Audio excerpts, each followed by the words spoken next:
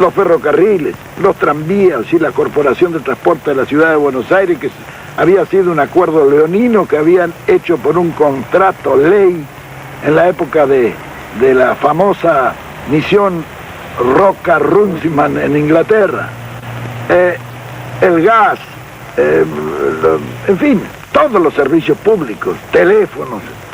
Muy bien, cuando se trató ese asunto, tuvimos una discusión muy grande dentro del gabinete, porque Miranda, un hombre práctico, dijo, esto se compra todo.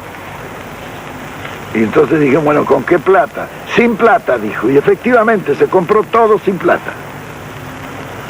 Se compraron los ferrocarriles, los teléfonos, se hizo la marina mercante, se compró el gas, los seguros, reaseguros, se nacionalizó la exportación, los depósitos bancarios, en fin. Todas esas medidas permitieron que nosotros bajáramos sistemáticamente los servicios financieros al 10% de entrada. ¿Cómo fue que se compró sin plata, general? Los ferrocarriles. Bueno, por ejemplo, los ferrocarriles se compraron con una habilidad extraordinaria de Miguel Miranda. Él era un comerciante y un negociante hábil. Él hizo correr primero la voz de que nosotros compraríamos los ferrocarriles. Los ingleses, que habían terminado la guerra y andaban un poco pobres, se vinieron enseguida a venderlos. Cuando llegaron, Miranda le dijo, no, nosotros no hemos dicho nada, dicho eso es una cosa, bueno, pero si ustedes los vendieran y nosotros los compraríamos, ¿cuál sería el precio? Y entonces los ingleses, que era el directorio de Londres ya, le dijeron el valor de libros. ¿Y cuánto es el valor de libros? 10.000 millones de pesos argentinos. Miranda lo miró y se rió. Y le dice, ¿cómo vamos a pagar 10.000 millones de pesos por fierro viejo? No era fierro viejo. Estaban funcionando cerca de 50 y tantos mil kilómetros de vía con estaciones y en muchas partes una legua a cada lado, que era lo que le habían dado en la concesión inicial. Había pueblos, había 26.000 propiedades de los ferrocarriles. El Dock Sud, el puerto de Buenos Aires, era de los ferrocarriles ingleses. Muy bien, claro, se siguió negociando. ¿Cómo se hizo este negocio? Bueno, Miranda empezó a regatear. Los ingleses estaban duros, porque para negociar los ingleses son muy hábiles y muy duros. Hasta que bajaron a 8.000.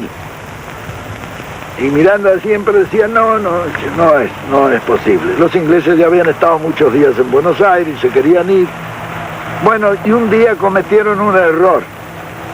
Lo vieron a Miguel Miranda y le dijeron, vea, si ustedes nos pagan 6.000 millones por los ferrocarriles, nosotros le depositamos a usted y a Perón en un banco que ustedes nos indiquen 100 millones de dólares. Al día siguiente, claro, estos negocios se hacen así. Al día siguiente Miranda, a Diana, ya estaba golpeándome la puerta de mi pieza en la residencia, y me dijo, vea, general, ya está listo este negocio, lo vamos a sacar porque si nos ofrecen una coima para que le paguemos 6.000 millones, porque no valen los 6.000 millones. Bueno, siguió discutiendo y un día vino y me dijo, bueno, está cerrado el asunto. Los conseguimos los ferrocarriles por 2.029 millones de pesos. Era el precio que habían ajustado. Y me dice, y eso lo podemos hacer muy fácilmente. En el contrato de compra-venta, Miguel Miranda le puso que se compraban bienes directos e indirectos de los ferrocarriles.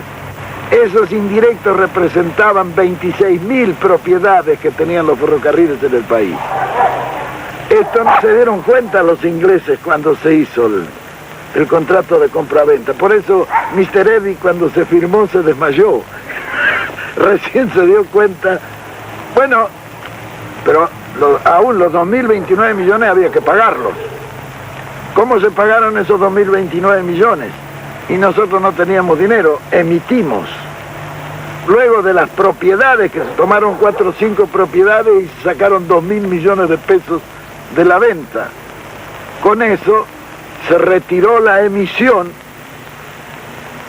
y quedaron todavía en la tesorería el remanente de la venta que se había hecho. Los ferrocarriles los pagábamos con trigo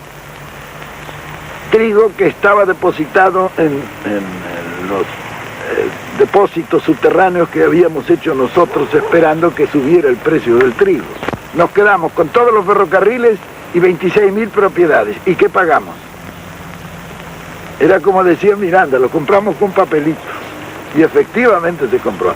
Todo lo demás se hizo en forma similar, es decir, un buen negociante que, aprovechando el Estado, hizo buenos negocios. Por eso los ingleses no nos han perdonado nunca. Nos reíamos un día porque cuando fue el ministro de Agricultura me preguntaron a mí cuál era mi ascendencia por la forma en que habíamos negociado. Y yo le dije, vea, mi bisabuela era escocesa. Ah, dijeron los ingleses. Claro que organizada la finanza y la economía interna fue posible también desarrollar todos los demás aspectos. El campo no fue abandonado como algunos han dicho.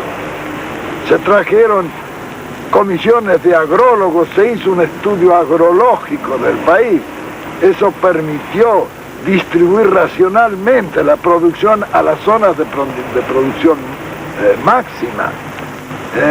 La agricultura.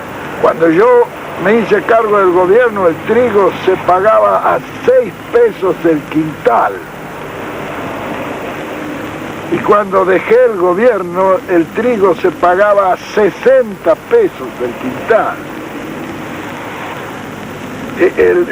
Hubo chacareros que compraron el campo con el beneficio de una sola cosecha. Y se realizó, a pesar de lo que muchos niegan, una reforma agraria que en el primer plan quinquenal entregó 500.000 de hectáreas en propiedad. Y debía de haberse entregado 1.000.000 de hectáreas en el segundo plan quinquenal. Cuando yo me hice cargo del gobierno no se fabricaban ni los alfileres que usaban nuestras modistas. Y al terminar nuestro gobierno, el país quedó fabricando barcos, vehículos, camiones, automóviles, máquinas diésel eléctricas, aviones, etcétera. Sería largo de enumerar todas las cuestiones estas. Pero lo importante es esto, que desde el punto de vista económico, que fue el que posibilitó todas esas realizaciones.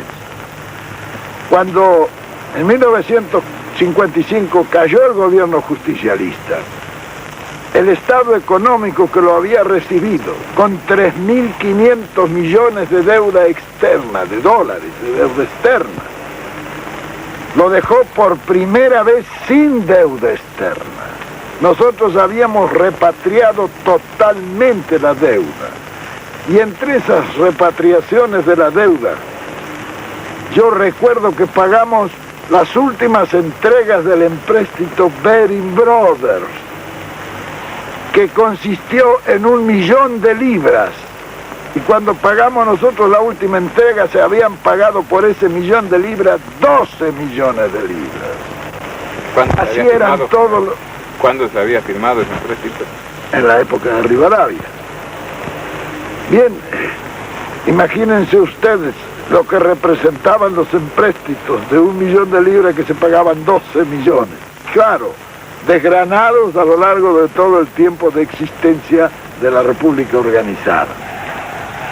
Y yo recuerdo que en la primera concentración que hubo en la Plaza de Mayo, yo dije que me cortaría la mano antes de firmar un empréstito.